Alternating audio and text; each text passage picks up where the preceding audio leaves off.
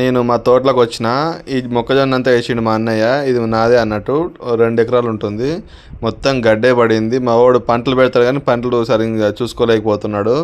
అది ఏమో అని బ్యాడ్ లక్ ఏమో నాకే అర్థం కాదు. ఒకసారి పంట పెడతాడు, అన్ని పంటలు పెట్టాలని చూస్తాడు, కానీ పంట తీయలేకపోతాడు, అంటే లాభాలకు తీసుకురాలేకపోతాడు అన్నట్టు. నాకు ఎప్పటికీ అర్థం కాదు. ఇదంతా ఇక్కడ ఒక 3.5 ఎకరాలు ఉంటుంది మా అన్నయ్యకి మొత్తము. నాది 2 ఎకరాలు, ఆయనది 1.5 ఎకరా. ఇది కాకుండా మళ్ళీ వేరే వాళ్ళది గుత్తకు పెట్టుకొని కవులుకి చేస్తున్నాడు అన్నట్టు. అంటే మా ఓన్కి ఎంత అర్థం చేసుకోండి. భూమి ఉన్నది కానీ భూమి అటు చేసుకోక మళ్ళీ వేరే భూమికి పోతాడు. ఇది మా నాయన చనిపోయిండు అన్నట్టు. మా నాయన సమాధి ఇది 2020లో చనిపోయిండు. ఇది మా తాత సమాధి. మా తాత సమాధి కట్టేయలే, ఎందుకంటే వాళ్ళ కొడుకులు, మా నాయన వాళ్ళ ఇంకో చిన్న కొడుకు వంతులు పెట్టుకున్నారు.